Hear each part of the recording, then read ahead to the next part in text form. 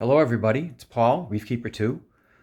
I received my tank this weekend, so it's time for an update on my 400-gallon build. Say hi guys.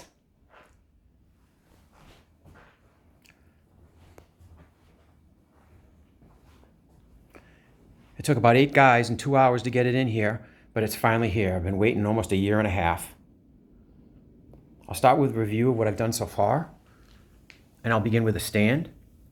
It's extruded aluminum made by Framing Tech. I think you can see there's a mirror panel back there. It's not in place, it's just kind of stuck back there.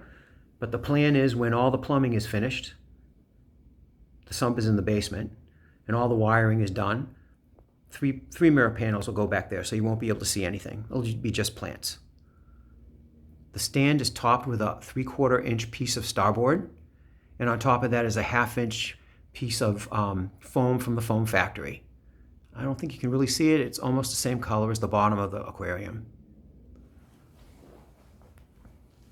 The tank itself is made by Reef Savvy. It's 8 feet long, 3 feet wide, and 27 inches high. It was originally going to be 29 inches high, but after talking to Felix at Reef Savvy, he made the suggestion to me that I lower it 2 inches and get rid of the cross braces that would be on the top. And he was right. It looks beautiful this way. It has armored seams, a phantom bottom. It's a really beautiful, it's like a work of art.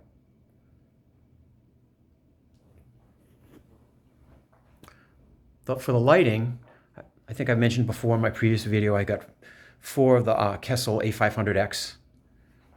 It's a kind of a departure for me. I've never had Kessils before.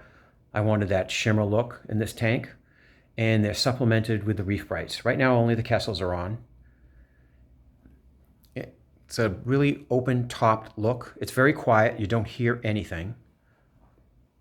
And the reason I went for this is I wanted to take advantage of the sunlight. And I think you can see, even now in January with the sun so low in the sky, how much of the sunlight is penetrating the tank and hitting the bottom.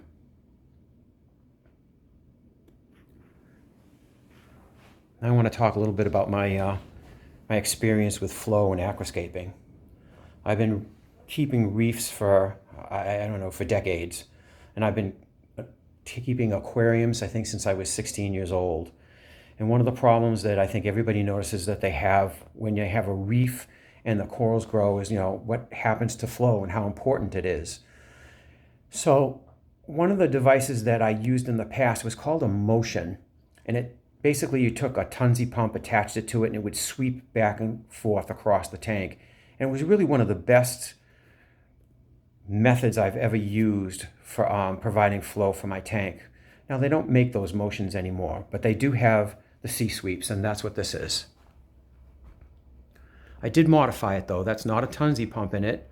That's a Nero. I think it's a Nero 5. A little bit of glue and some acrylic strips is all I needed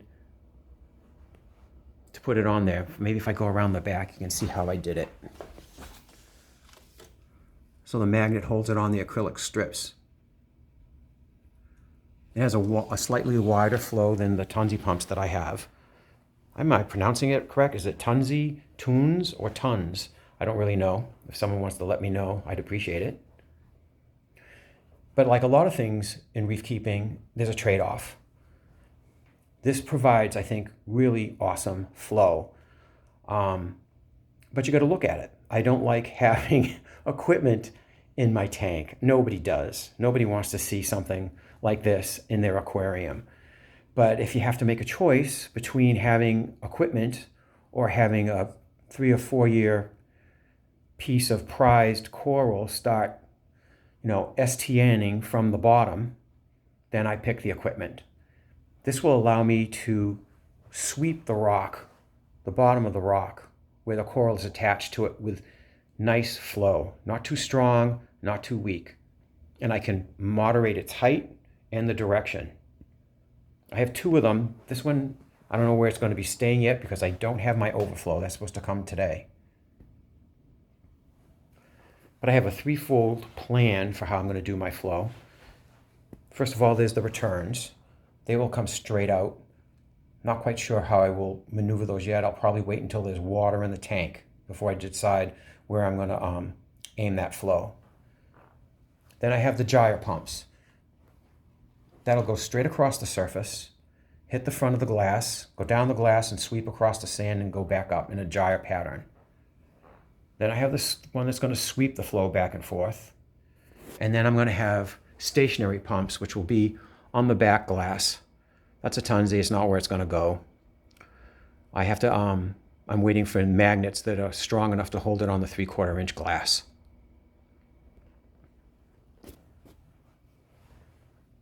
In terms of the aquascape, I know I try to make like kind of a hybrid between the negative space aquascapes that people are so happy with today and what I've used in the past.